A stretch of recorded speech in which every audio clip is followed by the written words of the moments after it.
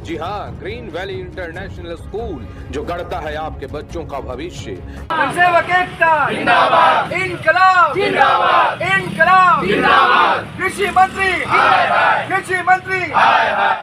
अनिश्चितकालीन हड़ताल जनसेवकों का और आज 14वां दिन। किसी के कान में जू नहीं रेंग रहा है कि इतनी तपती धूप में ये इंसान हैं और धूप में बैठे हुए हैं। क्या हुआ, क्या चल रहा है? आप लोग का धरना खत्म होने का नाम नहीं ले रहा।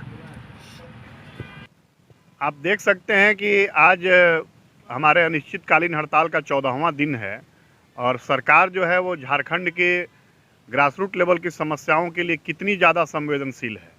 अभी तक इनके कान पर जू तक नहीं रेंगा है कि हमारे ग्रासरूट लेवल पर सारा काम ठप हो गया है। सभी काम प्रखंडों में ठप पड़े हुए हैं। मैंडेज क्रिएशन का हो, प्रधानमंत्री आवास योजना का कंप्लीशन हो और कृषि से संबंधित जितने काम हैं, कल्याण विभाग से संबंधित जितने काम हैं, सहकारिता से संबंधित जितने काम हैं, सारे के सारे काम ठप पड़े हुए हैं। लेकिन सरकार अभी तक इस दिशा में कोई पहल नहीं कर पाई है। यह बहुत ही खेदजनक है। क्या कहना चाहते हैं उस गूंगी और बहरी सरकार को? अब हम लोग सरकार से बहुत ज़्यादा विनती करने के मोड में नहीं हैं। अब हम लोग अगले प्रारूप में जा रहे हैं अपने आंदोलन का, जिसके तहत हम लोग जन जागरण अभियान चलाएंगे। आप लोगों ने देखा होगा कि विगत महीने में सरकार ने पुरानी भर्तियों में, कई भर्तियों में नियुक्ति पत्र बांटा है। तो जिन अभ्यर्थियों को नियुक्ति पत्र मिला है, हम उनको आपके माध्यम से, आपके मीडिया, आपके चैनल के माध्यम से यह बताना चाहेंगे कि यह जो सरकार है ना, ये वादा खिलाफी वाली सरकार है। आपको नियुक्ति पत्र भले दे दिया गया है, लेकिन आपकी नियुक्ति भले 4200, 4600, 4800 ग्रेड पे में हुई होगी, लेकिन यह सरकार कब पलटी मारेगी इसका कोई अंदाज़ा नहीं है। आपको भी 2000 और 2400 ग्रेड पे में नियुक्ति के 12 वर्ष के बाद ला करके बैठा दिया जा सकता है। इसलिए इस सरकार पे बहुत ज़्यादा भरोसा करना आपके लिए भी अच्छा नहीं होगा। तो हम उनको भी सलाह देंगे कि आप भी सचेत हो जाइए और अपने नियुक्ति पत्र, आपका जो नियुक्ति पत्र मिला है उसको पूरे गौर से पढ़िएगा आप, कि उसमें कहीं कोई लूपहोल्स तो नहीं रह गया है। यदि कोई लूपहोल्स होगा तो आप विभाग से उसको अभी दूर करवा लीजिएगा। आप शिक्षा निदेशालय में चले जाइएगा, आपकी नियुक्ति के लिए जितना फाइल बढ़ा होगा उसको भी आप लोग एकदम माइक्रोस्कोप लगा के स्कैन करके पढ़िएगा कि उसमें कहीं विभागीय सचिव के द्वारा, निदेशक के द्वारा कहीं त्रुटि तो नहीं किया गया है। यदि कोई त्रुटि हुआ होगा तो आपको नौकरी के 10 साल, 12 साल के बाद भी अपनी गलती सुधारने के लिए आपको पीड़ित बनाया जा सकता है सरकार के द्वारा। तो हम लोग अब इस तरह का जन जागरण अभियान भी चलाने वाले हैं। तो ये आलोक जी हैं, जिस पे पड़ती है ना साहब, वही जानता है। यहाँ तो सरकार चुन लेती है, परीक्षा ले लेती है, नौकरी पे रख लेती है। उसके 4 साल और 5 साल के बाद चाहे तो जाति के नाम पे, चाहे तो स्थानीय के नाम पे, चाहे तो किसी के नाम पे नौकरी में आपको कहाँ से उठा करके कहाँ फेंकेगी। आपको कोर्ट और कचहरी के चक्कर काटने पड़ेंगे। क्या हो सकता है वो तो पूरे झारखंड वासी जानते हैं जो यहाँ पे चल रहा है। आज 14वां दिन इस तपती धूप में धरना अनिश्चितकालीन चलता हुआ। आप लोग डगमगाने का नाम नहीं ले रहे हैं और सरकार है कि कुछ सुनने का नाम नहीं ले रही है। दो सब देखिए, सरकार के समक्ष और सरकार के जो हुक्मरान हैं उसके समक्ष हमारे प्रतिनिधिमंडल के द्वारा अपनी बातों को रखा गया है।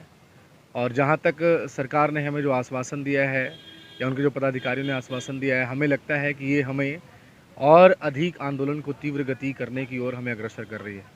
क्योंकि सरकार के जो हुक्मरान हैं वो हमें सिर्फ आश्वासन दे रहे हैं, या हमारे मंत्री महोदय से जो बात हुई है वो भी हमें सिर्फ आश्वासन दे रहे हैं।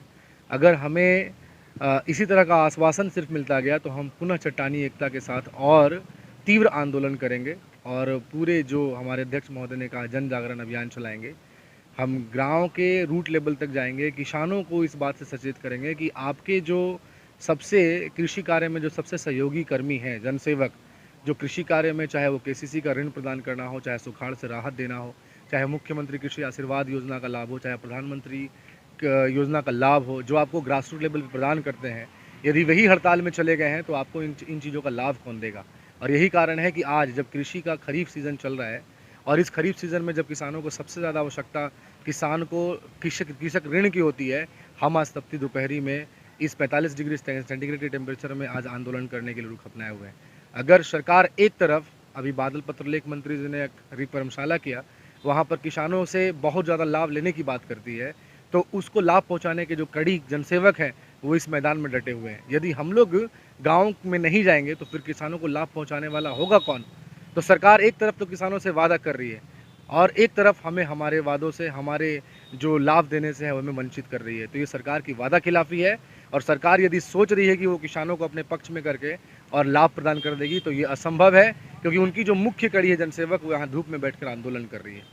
अगर हमें अपना अधिकार प्राप्त नहीं होगा तो हम किसानों को और नए नए जो नवनियुक्त जो लोग हैं उनको अपने इस आंदोलन में जोड़ने का प्रयास करेंगे और इस आंदोलन को और धारदार और तेज करेंगे। हमारी मांगे पूरी करो, हमारी मांगे पूरी करो, हमारी मांगे पूरी करो। जो हमसे टकराएगा चूर चूर हो जाएगा, जो हमसे टकराएगा चूर चूर हो जाएगा। जनसेवकों का अनिश्चितकालीन धरना कोई सुध-बुध लेने वाला नहीं है।